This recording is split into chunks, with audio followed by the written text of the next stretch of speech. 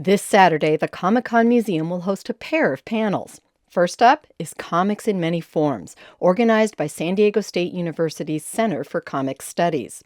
The panel will compare English language comics with ones from France, Italy, and Japan. Antonia Iannota is one of the panelists. Italian comics are called fumetti, and so the word fumetto comes from fumo, that is the smoke of the balloon that comes from visually that comes from the mouth of the speaker. Iannota sees fumetti as the medium closest to film because it asks you to make sense of the relationship between visuals and words, as in this example he'll be discussing from the extraordinary adventures of Pentothal.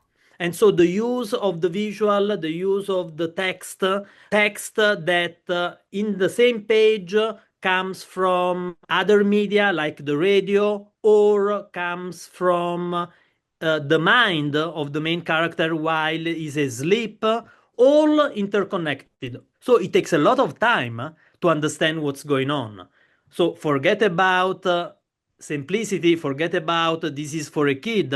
You really need to spend time going up and down and up, left and right and left, reading multiple times all the text that you see and then putting things together. It's an example for me of the complexity of the media. On the second panel, author Chris Ryall will discuss his new book on his beloved superhero, Daredevil. It's one of the inaugural titles in Bloomsbury Academic and Marvel's New Marvel Age of Comics series. I'm one of the 4 launch books, and my book is all about Frank Miller and David Mazzucchelli's Daredevil Born Again. So I'll be discussing all the reasons why I think it's notable and influential and memorable and lasting and important and all of those things.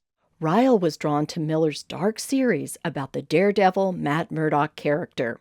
Was this sort of methodical and just vicious destroying of every part of Matt Murdock's life. And it's just this gripping tale of him getting torn down more and more and more and trying to hold on to that tiny scrap of what made him a hero in the first place. You know, once you strip away the comfortable home and the money and the job and the support group and the costume and all of that, like, is there still enough inside him to sort of help him rise again and transcend all of that and sort of return to being a hero? And so I found that just such a compelling and kind of mature way to look at that sort of familiar story, but in a very different and like I say, emotionally resonant kind of way.